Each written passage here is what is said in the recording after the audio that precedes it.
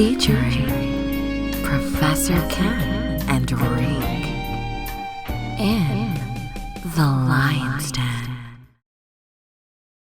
Why is it, a man can have a lot of women and he be satisfied, but if a woman has a lot of men, she ain't satisfied. She kind of want a relationship. When vice versa, when, a dude can be just satisfied having a whole bunch of women, but not too interested in a relationship. On a woman's side, she can have a lot of dudes she know and want to get at her, but she's not satisfied because she don't got that one dedicated man. I mean, why is that? Well, first of all, you got to understand, brother, when you was a child, I was a child. We rode bikes, we played in the dirt, we played kickball. We did all these things, we was just so busy being busy. Right.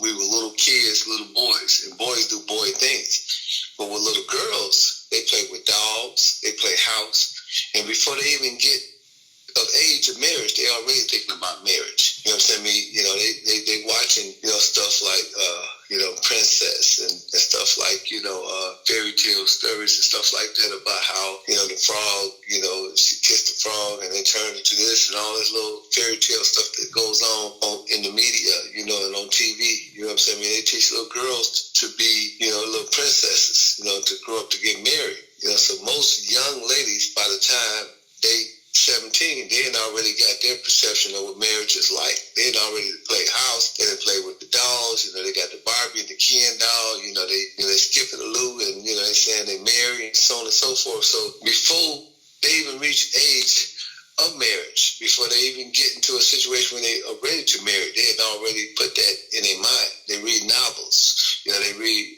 romance novels. We out there on dirt bikes. So their reality and our reality is two different realities. So, when we finally do get of age where we can be with women, we look like a kid in a candy store. We trying to pick which one we going to hit. Right. I'm going to hit her today, I'm going to hit her tomorrow. But the woman, she already been put in her mind that she going to have a monogamous relationship. She's not going to be polygamous. She's not going to have a bunch of men. And society don't teach women to have a bunch of men. But it's always fashionable for a man to be a playboy. So a lot of men try to be playboys because it's fashionable to be a playboy, to be the dude with all the girls, because that makes you macho.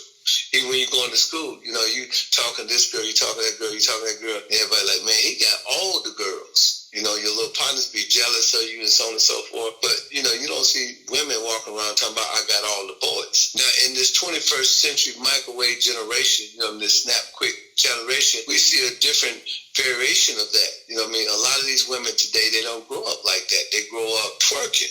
They grow up, shaking their ass on social media. Right. So they are involved in relationships where they deal with more than one man. But like we talked about before, they don't call it my boyfriend. It's I got friends. Mm-hmm. So if you ask a woman, say, hey, you got a man? No, I don't got no man. I got a friend. So what she really means is that I'm having sex with 3 or 4 guys, but I'm not obligated to neither one of them.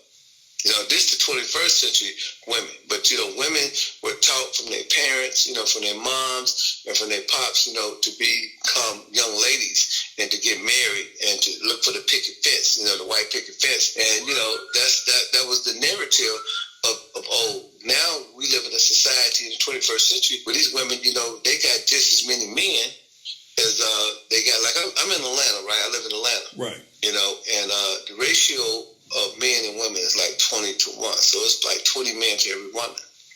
These women down here, they not only share one man, they share 7, 8 men. They might say, yeah, well, Bobby, he got 10 girlfriends, but I'm one of them too. Randy got 12 girlfriends, but I'm one of them too. And they don't feel bad because they're like, he's doing it, I can do it too. Mm-hmm. So, you know what I'm saying? Once upon a time it was that narrative where men were considered the ones who could have all the women, but now women are just as promiscuous as men. Mm-hmm. And women are being, and just go through your social media. I guarantee you can hit up any broad page. She could be a lawyer, a doctor, whatever, but once you stroll down, you get down to about that 9th or 12th picture, she's in a bikini. And especially if she got a nice body, she's trying to show her stomach, she's trying to show her booty, she's trying to show her boobs, because, the morality of society, the moral fiber that we used to have no longer exists. The women do not have that moral perspective anymore. They're more compass. You know what I mean? It's more like, you know, the niggas is doing it, we can do it too. You know, and that go back to the Me Too. The Me Too ain't got nothing to do with Me Too. Like, I've been raped too, or I've been... Sometimes Me Too can mean that Me Too can do it too. You know, and a lot of women, you know what I'm saying, they having their day. They're having their heyday. They're doing what they want to do. You know, I mean, it's just like, I mean, because, you know, the internet, social media connects everyone. You know, women in Mississippi didn't know that you could have more than one man because they were taught, you know, like I said, they played with dolls. You know what I'm saying? They played with Barbie and Ken. You know, they had their little doll houses. You know, they played house and stuff. And like, you know, even if they couldn't find a guy, they'd play house amongst themselves. You know, and that created the narrative in their mind that they need a husband.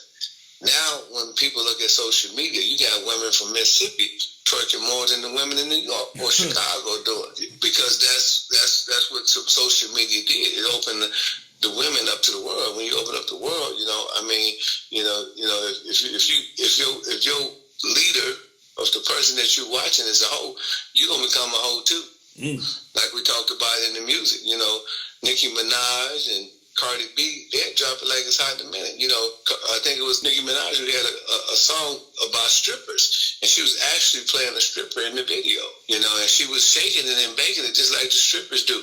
And so when young people watch that, young ladies watch that, they end up watching that. And, you know, one thing, you know, when you put your clothes down, or, you know, like a Muslim would say, cover your body. Right. You know, Christians used to say, cover your body. The reason why they cover their body, because women are scrumptious. That's the word they want to use. They're beautiful, you know what I'm saying? And they got beautiful bodies. You know, and, you know, a woman, you know what I'm saying, she take care of herself, you know, she got curves. It's sexy. And that can provoke a man. You know, but when you got a dress on, a long dress, or you got a long, whatever the ladies in the Islamic community wear, you got one of those on, you know, it's hard for a man to see your body. And then when a man see your body, guess what? You attract unnecessary attention. Now, most women, I don't care what they is, Christian, Muslim, or whatever, they love attention. So when they dress provocative, when they dress, you know, sexy, they draw a whole bunch of attention.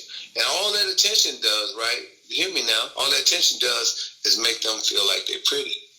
Once the lady start feeling like she's pretty, then, you know, she ain't thinking about that one dude that she went to high school with, that one dude that was her first boyfriend that she got her first kiss from. She like, I'm like McDonald's. I can pick from the menu.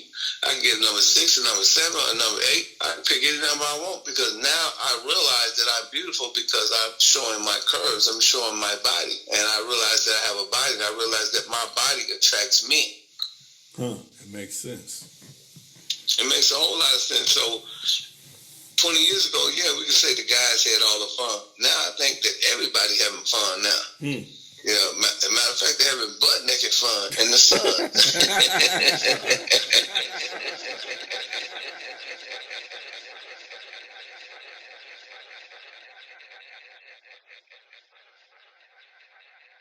This is my book, The Art of Human Chess. It's a bestseller, New York best-time seller. And this book here sold millions, sold all over the world, all throughout the prison system. This is the book, The 48 Laws of Game, Pimpology. Make sure you get these books. If you don't want to buy the hardcover, if you don't want to buy the paperback, then the best thing to do is go to iTunes on your cell phone and type in my name, Pimpin Ken, and I guarantee you the book will pop up. If that don't work, go to audiobook.com, type in my name. If that don't work, go to amazon.com, type in my name. Anywhere books are sold all over the country, you can get my books. These are my bestseller books. You hear people talk about them all the time on Instagram, on Snapchat. These are definitely some good reads. Please get my book. I guarantee you that you would never be the same. Your life would be impacted, and also your life would be enhanced just by getting these two books, The Art of Human Chess and The 48 Laws of Game. Just like the 48 Laws of Power, just like The Art of War.